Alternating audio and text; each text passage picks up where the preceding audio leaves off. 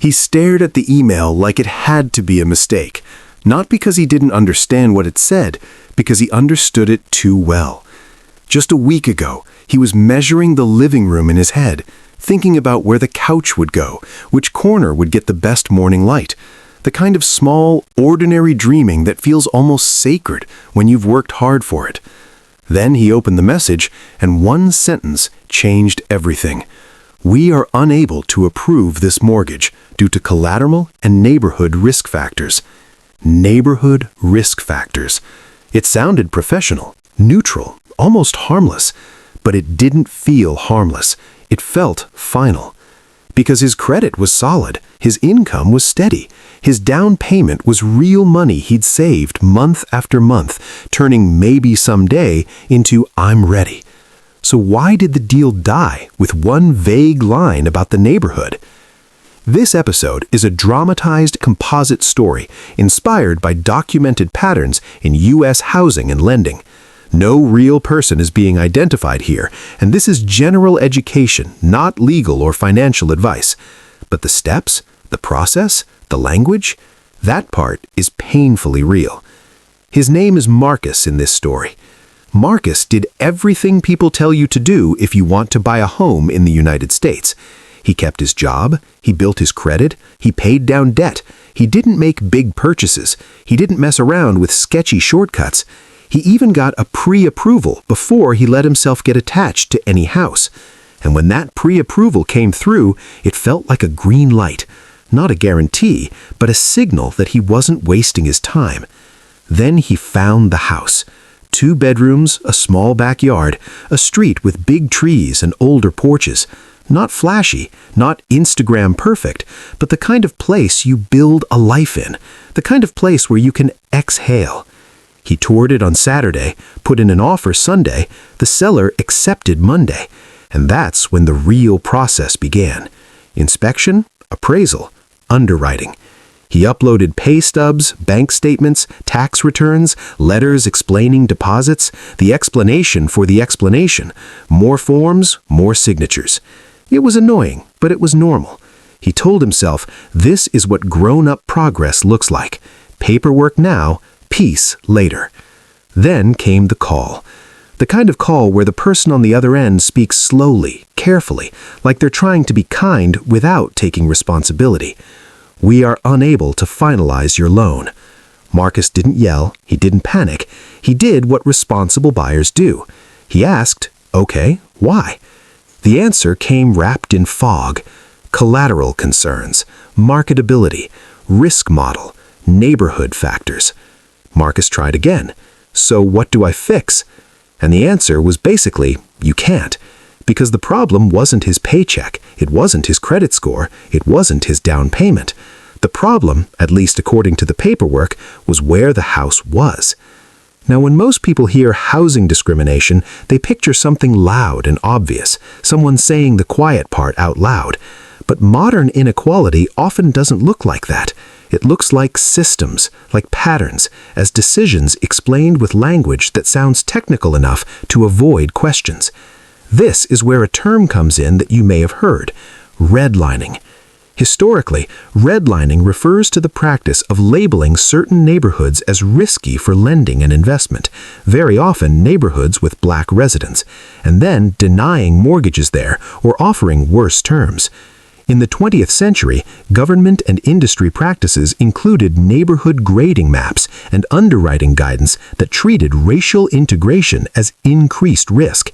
That history didn't just shape who got loans, it shaped which neighborhoods got investment, which neighborhoods got neglected, and which families got the chance to build home equity that could be passed down.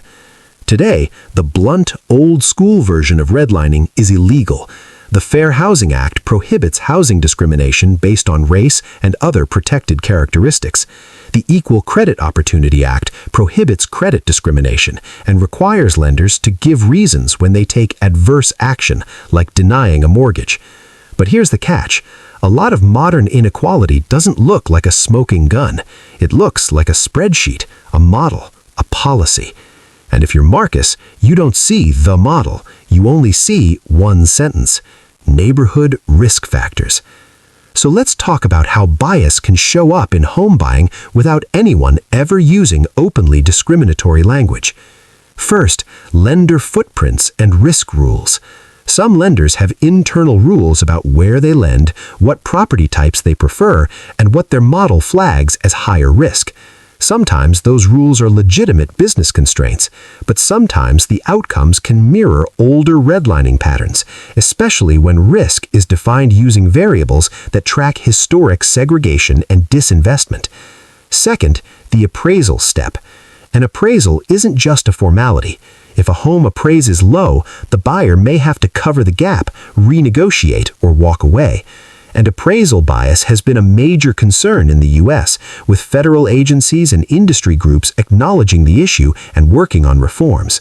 If neighborhoods have historically been undervalued, that can echo forward, making it harder for today's buyers to close, even when the deal makes sense. Third, steering. Steering is when buyers are guided towards or away from neighborhoods based on protected characteristics. It's illegal, but it can be subtle. You won't feel comfortable there, or this area isn't really for you, framed as friendly advice. Fourth, different information, different urgency. Two people ask the same question and receive different levels of help. One gets clear steps to make the deal work, the other gets delays, vague responses, or radio silence. Hard to prove, easy to experience. Fifth, extra friction and higher scrutiny. More document requests, more verification, more last-minute conditions. Any single request can be explained away, but repeated friction can be the difference between closing and losing the house. So when Marcus read that line, neighborhood risk factors, he felt that weird, specific frustration of modern systems. Nothing happened, and yet everything happened. No insult, no confrontation, no obvious rule breaking. Just a closed door. Now here's what Marcus did next, and this matters because it turns confusion into options. He asked for everything in writing. In the U.S., adverse action notices generally have to provide reasons for the decision. He didn't accept fog. He asked for the specific reason codes. He saved emails, he wrote down dates, names, and what was said. Not because he wanted drama, because clarity is power. Then he did the next smartest thing. He shopped lenders. This is a huge lesson in mortgage lending. One lender's no is not the same as the market's no. Different lenders have different underwriting overlays, different risk appetites, different programs, different relationships with certain property types and locations. Sometimes you can have the same borrower, the same house, the same documents, and the outcome changes just because the decision maker changes. Marcus also talked to a HUD-approved housing counseling agency, not to start a fight, but to understand the process and the red flags. And he asked smarter questions the second time around. What specifically is the concern? Is this an appraisal issue or an underwriting policy issue? If the appraisal comes in at value, does that resolve it? Are there any program alternatives? What documentation would you need to feel comfortable approving this? Notice what he didn't do. He didn't rant, he didn't guess, he didn't make it about emotions in the moment, even though it was emotional. He forced the process to become concrete, because vague language is where unfairness hides. And then, this part is important, he adjusted his expectations. A lot of buyers think pre-approval means the hard part is done, but pre-approval is a preview. Underwriting is the real movie. So he kept moving. He didn't give up on homeownership. He stopped treating one lender's decision like the final verdict on his future. Now zoom out for a second, because this is where the one line in the paperwork becomes bigger than Marcus. Homeownership in the United States is not just a lifestyle choice. It's one of the most common ways families build wealth over time, through equity, stability, and the ability to pass something forward.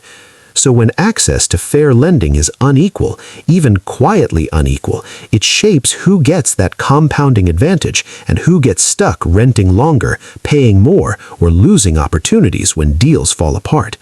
That's why paperwork language matters, not because the sentence is magical, but because the system behind that sentence can decide whose dream is safe enough to fund. And if you're watching this thinking, okay, but what can someone actually do? Here are practical, general steps. Again, general education, not legal advice. Ask for the decision reasons in writing. Shop lenders and compare programs. Work with a reputable housing counselor if you need guidance. Keep a paper trail, emails, dates, terms offered. And if you believe you were treated unfairly, consider learning about complaint options through official channels like HUD or the CFPB, so you understand your rights and next steps. And one more thing, if your goal is to build a stable life, you deserve professionals who explain the process clearly. If someone won't answer basic questions, that's not just frustrating, it's a sign to find someone better. Because the most dangerous part of these systems isn't always the denial, it's the confusion that makes people quit.